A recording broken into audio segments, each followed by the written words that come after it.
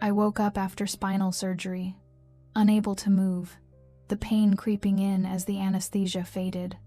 My throat was burning, and the nurse call button was broken beside my bed. When my husband finally arrived, he didn't ask how I was doing. He complained about the hospital smell, tossed divorce papers onto my chest, and said the locks at home were already changed. Then he turned to leave. Lying there, alone and shaking, I realized something quietly terrifying. He thought this was the end of me. Before we begin, please let me know in the comments where you're listening from. Sometimes knowing you're not alone makes it easier to keep going. My name is Sarah Whitman. I was 36 years old, married for 11 years, and I thought my life was ordinary in the safest way possible. I lived in a small suburb outside Columbus, Ohio. I worked as a medical billing specialist, handled household paperwork, and saved every spare dollar because stability was essential to me. My husband, Mark Whitman, worked in logistics management. He liked things clean, controlled, and predictable. I believed we were building something solid. I was wrong. The surgery was supposed to be routine. A damaged disc, months of pain that finally became unbearable. The doctors told me I would be sore, weak, and groggy afterward, but safe.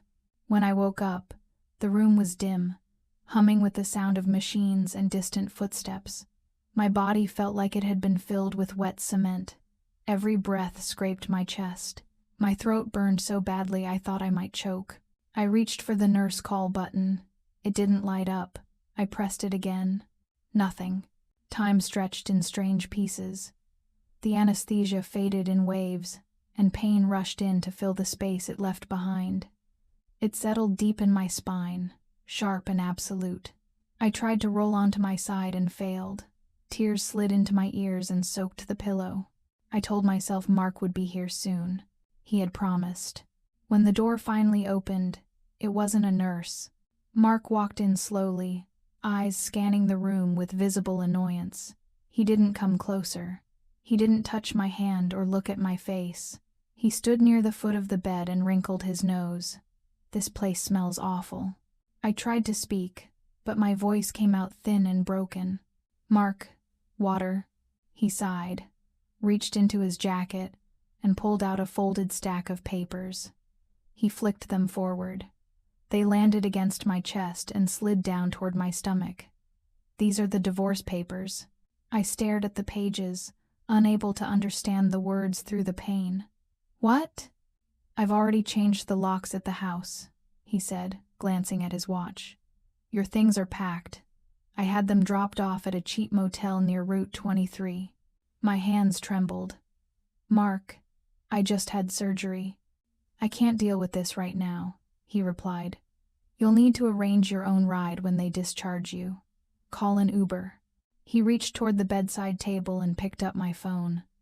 The newer iPhone I used for work. He slid it into his pocket and replaced it with an old, cracked phone. "I pay for the plan," he said flatly. "You can use this." A wave of dizziness hit me. "Please," I whispered. "I need pain medication. Insurance hasn't approved it yet. I just need $20. He laughed under his breath, already turning away. "We're separated now, Sarah. Your expenses are your problem." The door closed behind him with a soft, final click. The machines kept humming. The pain kept burning. And for the first time since I woke up, I understood something clearly. Mark hadn't come to check on me. He had come to erase me. The motel was worse than I expected. One floor peeling beige paint, a flickering neon sign that buzzed through the night like an insect trapped in glass. The room smelled of damp carpet and old cigarettes, which had soaked into the walls. The bed sagged in the middle. The bathroom door didn't fully close. I stood there with my overnight bag, my back screaming in protest, trying to understand how my life had collapsed into a $40 room on the edge of town. Moving hurt. Everything hurt. Sitting, standing, breathing too deeply. I learned quickly that pain has levels, and I was living at the top one. I couldn't bend far enough to put on my socks without taking a gasp. I couldn't cook. I couldn't even sit on the toilet without gripping the sink to keep from crying out in pain. Phone Mark had left me barely held a charge. The screen lagged. The buttons stuck. By the second day, I realized something was missing. My medication. The anti-inflammatory pills I had been prescribed months ago, the ones that kept the nerve pain from spiraling out of control, weren't in my bag. I tore through every pocket, every pouch, every plastic pharmacy sack. Nothing. I remembered exactly where I'd left them.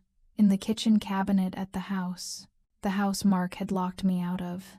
I didn't have a choice. I waited until late afternoon and took a bus back toward the neighborhood. Every bump sent lightning through my spine. When I finally stood in front of the house, it looked the same. White siding, blue door. The hydrangeas I had planted are still blooming near the porch. For a moment, I forgot. I lifted my hand to knock like I still belonged there. The door opened before I could. She stood there barefoot, wearing my silk robe, the one I'd bought on a weekend trip to Chicago. Her hair was still damp. She looked surprised, then amused. "Can I help you?" Mark appeared behind her, tightening the belt of his shirt like he'd been interrupted. "What are you doing here?" He snapped. "I need my medication," I said quietly. "It's in the kitchen. I'll be gone in 2 minutes." The woman glanced back at him, smirking. "She means the old pills?" Mark's face hardened. "You don't live here anymore."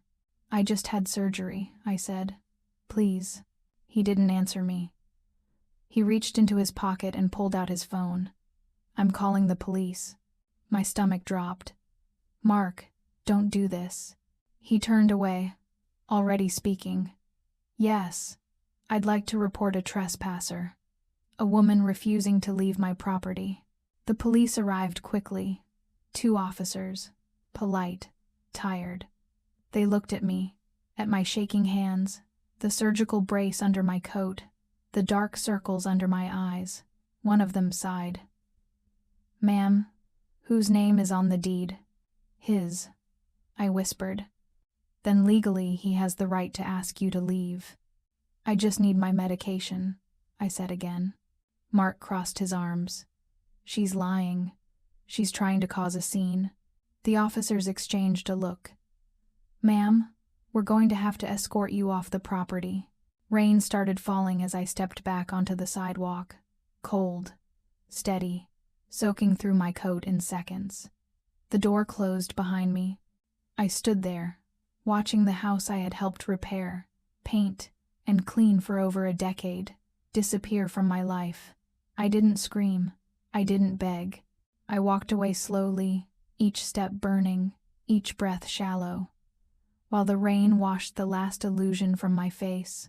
That night, I slept in the driver's seat of the old car Mark had tossed me like an afterthought, the engine off to save gas, the windows fogging with every shallow breath. The motel room felt unbearable now, too quiet, too close, so I parked near a strip mall where the lights stayed on until dawn. My back throbbed relentlessly, but exhaustion pressed heavier than pain.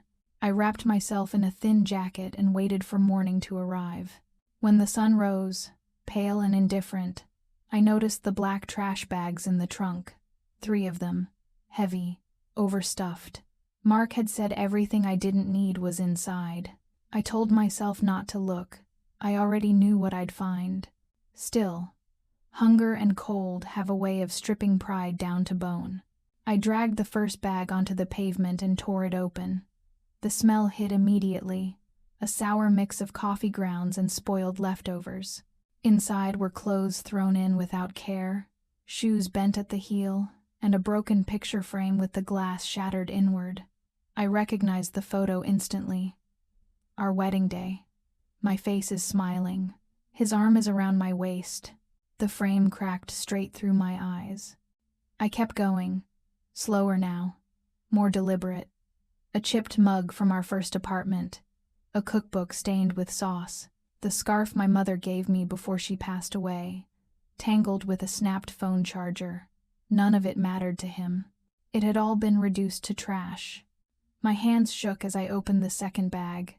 This one was heavier. Papers, old mail, manuals. A stack of envelopes was ripped in half. I found my medical bills, unopened, shoved between junk flyers. Additionally, I hadn't received the hospital discharge instructions yet. He had already decided I was someone else's problem. The third bag. It mainly was garbage, old receipts, empty shampoo bottles, and coffee grounds that smeared against my cold fingers. The smell of stale hazelnut creamer made me gag. I was about to tie it back up when I saw the corner of my old brown wallet sticking out of a half-eaten takeout container. My heart sank. He had literally thrown my identity into his leftovers. I pulled it out, wiping off the grease with my sleeve. Inside, tucked behind an expired library card, was that slip of paper. The thermal ink was fading. It had a coffee stain on the corner. I didn't cheer when I checked the numbers. I stopped breathing. The silence in the car was heavier than the scream I wanted to let out. It wasn't just money. It was a weapon. My heart started racing. A sharp, sudden sensation. I pulled out the old phone, the cracked screen barely responsive, and opened the lottery website. The page took forever to load. My hands were slick with sweat as I typed in the numbers. Once. Twice. A third time. Because my eyes refused to trust what they were seeing. I didn't scream. I didn't laugh. I didn't cry. I sat there in the driver's seat, staring straight ahead, my body trembling as understanding settled in slowly, heavily. The number matched. All of them. It wasn't a small prize. It was the kind of money that erased entire lives. And it couldn't belong to me. Not yet. I knew the law well enough. We were still legally married. If I claimed the ticket now, Mark would own half of it by default. Half of everything he had just thrown away. I slid the ticket back into the wallet, zipped it shut, and tucked it deep into my coat. The pain in my back hadn't disappeared. My situation hadn't improved. I was still sleeping in a car, still counting dollars, still invisible to the man who once called me his wife. But something fundamental had changed.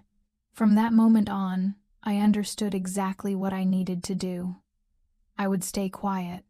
I would look broken. I would let Mark believe he had won. And I would wait until the law said I was finally free. Mark didn't rush the divorce the way he had rushed me out of his life. Weeks passed, then another, and every delay came with a new notice in the mail. Medical bills, late fees, collection warnings. He knew exactly what he was doing. As long as we were still married, the debt sat between us like a weight he could push in my direction and walk away from. I sold my wedding ring on a quiet afternoon at a pawn shop near the highway, signed the receipt with a hand that barely shook, and used the money to retain a divorce attorney known for being efficient, aggressive, and uninterested in emotional stories. She read through the documents Mark's lawyer had sent and nodded once. "He thinks you'll break," she said. "We won't let that happen." The mediation was scheduled for a Tuesday morning. Mark arrived early, relaxed and confident, with his lawyer beside him, and the familiar look of a man who believed the outcome had already been decided. He smiled when he saw me, the kind that expected gratitude for being merciful. "You look better," he said lightly. "I was worried you wouldn't make it." I sat down without responding and kept my eyes on the table. The mediator began outlining the terms Mark had proposed, his voice calm and procedural as if this were a simple business transaction. Mark leaned forward when it was his turn to speak. "I want this finished quickly," he said. "I'll sign today under 2 conditions." He held up 2 fingers. "She takes full responsibility for her medical debt. All of it." The mediator glanced at me. "And the second condition?" Mark smiled wider. "She gives the car back." My attorney didn't interrupt. She let the silence stretch. "That car is her only transportation," the mediator said carefully. Mark shrugged. "She doesn't need it. She's not working. If she wants this done, she'll agree." I felt the room tilt slightly, but I kept my head down, my voice quiet when I finally spoke. I need the car, I said. I can use it to make deliveries, rideshare, anything. Mark didn't just toss the keys. He slid them across the table like he was tipping a waitress. Look, Sarah, he said, using that slow, condescending voice he reserved for explaining budgets. I'm doing you a favor. That car is a liability. It needs new brakes. The insurance is due. Can afford the gas to drive it off the lot. He leaned back, checking his watch. I'm offering you a clean break. 0 assets means 0 responsibility. You're not built for finance, honey. Let me handle the heavy lifting. By taking everything. Under the table, my hand gripped my knee so hard my nails dug into the skin. He thought he was stripping me bare. He didn't know he was signing his own death warrant. You're right, Mark, I whispered, keeping my eyes down. I'm not good with money. I just want the car. The paperwork was passed across the table. I scanned the pages without hesitation, my attorney's earlier guidance echoing clearly in my mind. Near the end was a clause my lawyer had added quietly, buried in standard language, written to look unremarkable. Any assets acquired, discovered, or disclosed after the execution of this agreement shall remain the sole and separate property of the acquiring party. Mark signed without reading carefully, his attention already drifting toward his phone. When the pen reached me, my hand was steady. I signed. The mediator collected the documents, thanked us both, and said the court would finalize everything within 48 hours. Mark stood immediately, already finished with the room and everyone in it. Take care of yourself, he said, as if doing me a favor. Life's hard out there. I watched him walk away with the calm certainty of someone who believed he had won. I didn't correct him. 48 hours after the judge stamped the final decree, Mark threw a celebration at the house. He didn't call it a party. He called it a fresh start. The living room filled with laughter, clinking glasses, and people congratulating him for being free and smart enough to get out in time. The woman from before moved easily through the space, barefoot again, already acting like she belonged there. Mark poured himself another drink and turned on the television, not really watching, just enjoying the noise. The channel switched to a live news segment, the kind people half ignore during gatherings. The anchor's voice cut through the room. We're following breaking news tonight as the winner of one of the largest Powerball jackpots this year has officially come forward. A few guests laughed. That's not going to be any of us, someone said. Mark smirked and raised his glass. Luck favors people who know how to protect themselves. The screen shifted to a backdrop of courthouse steps, with cameras flashing and reporters crowding forward. A lawyer stepped aside, and the woman next to him came fully into view. The room went quiet. It took Mark a second to recognize me, not because my face was unfamiliar, but because everything else was. My hair was styled, my posture is straight. I was wearing a tailored suit and standing without shaking. I looked calm, composed, unmistakably present. Someone near the couch frowned. She looks like... Mark didn't answer. His drink lowered slowly. The reporter spoke again. Miss Sarah Whitman, can you tell us how it feels to win this jackpot? I smiled at the camera, the kind that doesn't rush or apologize. It feels like relief, I said, like finally breathing again. The reporter continued.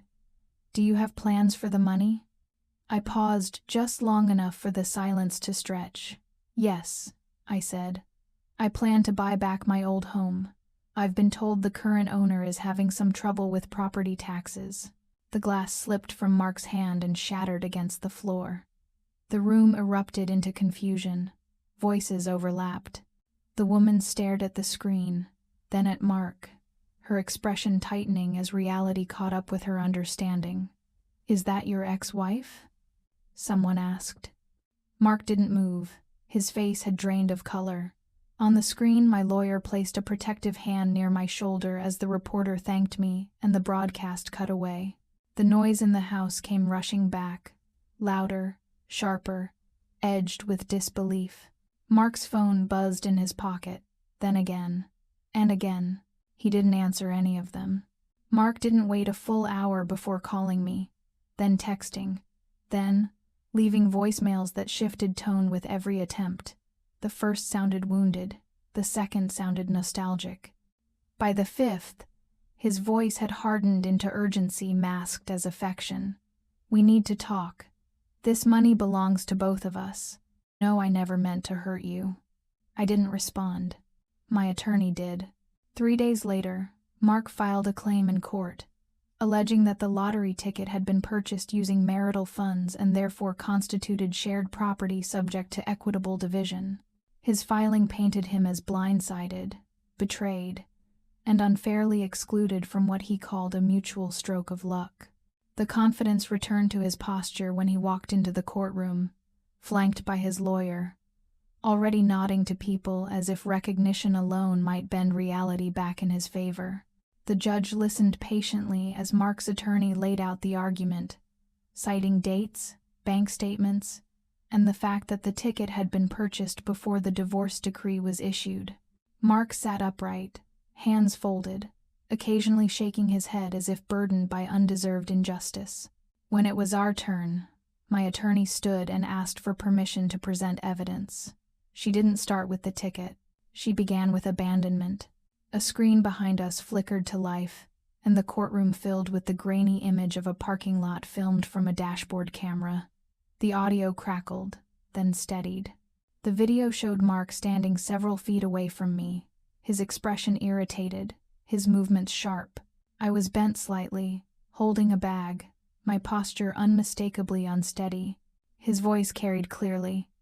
"Everything in those bags is trash," he said. "I don't want it. Take it and do whatever you want with it." The video advanced. The sound of something heavy hitting the ground was followed by my quiet intake of breath. The frame froze on Mark turning away, already walking back toward the house. The courtroom was silent. My attorney turned to the judge. "Your Honor, the lottery ticket was found inside my client's wallet, which was placed by Mr. Whitman into one of the trash bags he explicitly abandoned and disclaimed ownership of. Under state law, this constitutes voluntary relinquishment of property." Mark's lawyer objected, his voice rising as he argued context, emotion, and misunderstanding. But the judge raised a hand. "Mr. Whitman," the judge said, looking directly at Mark, "is that your voice in this video?" Mark hesitated, then nodded. "And you are referring to the contents of those bags as trash?" "Yes," he said quietly. "Property you did not want?" "Yes." The judge leaned back, steepling his fingers. "Then you relinquished any claim to the contents at that moment?" Mark stood abruptly. "That's not fair," he said. "She tricked me." The judge's voice hardened. "Sit down." Mark collapsed back into his chair, his confidence visibly cracking as the weight of his own words settled into the room. The ruling was delivered shortly after. The court found that Mark had no legal claim to the lottery proceeds, having voluntarily abandoned the container and its contents prior to the divorce being finalized. His motion was denied in full. I didn't look at him as the judge spoke. I didn't need to. The law had already said everything I couldn't. As we left the courtroom, Mark called after me, his voice breaking through the formal quiet. "Sarah, please." I kept walking. Mark lost more than the lawsuit. The court ruling triggered a review of his outstanding debts, and within weeks, the house he had been so proud of became collateral for his debts. When the foreclosure notice arrived, Mark didn't call the bank. He called the number listed for the new holding company, SW Ventures LLC. I let it ring 3 times before picking up. I was sitting on my new balcony, watching the sunset. "Who is this?" Mark shouted into the phone. "I demand to speak to the manager. You can't just evict me. I have rights." I took a sip of my wine. "Hello, Mark." The silence on the other end was absolute. It crackled with confusion. "Sarah?" His voice trembled. "Why? Why are you answering this line?" "SW Ventures," I said calmly. Sarah. Whitman. Ventures. I bought your debt this morning, Mark. And unlike you, I don't negotiate with bad investments. You have 24 hours to vacate my property. I hung up before he could beg. The day the movers arrived, I stood across the street and watched. Mark argued. The woman cried. Boxes were dragged out and stacked carelessly on the curb. Furniture scraped against concrete. Neighbors who once waved politely now watched from behind curtains, silent and curious. I waited until the house was empty. That evening, I unlocked the front door with a new set of keys and walked inside. The rooms felt larger than I remembered, lighter, as if the walls themselves had exhaled. I opened the windows, allowing fresh air to move through the space, and signed the last document, confirming possession. The final instruction I gave the movers was simple. Take everything left and put it where it belongs. They nodded, already understanding. By nightfall, the last of Mark's belongings sat in black bags near the trash bins at the edge of the property, placed neatly, without ceremony or cruelty. It wasn't revenge. It was symmetry. Later, I sat on the new sofa, a glass of red wine resting in my hand. My dog curled up beside me after months apart. I blocked Mark's number, then deleted it entirely, not with satisfaction, but with relief. For the first time in a long while, the house was quiet, and it was finally mine.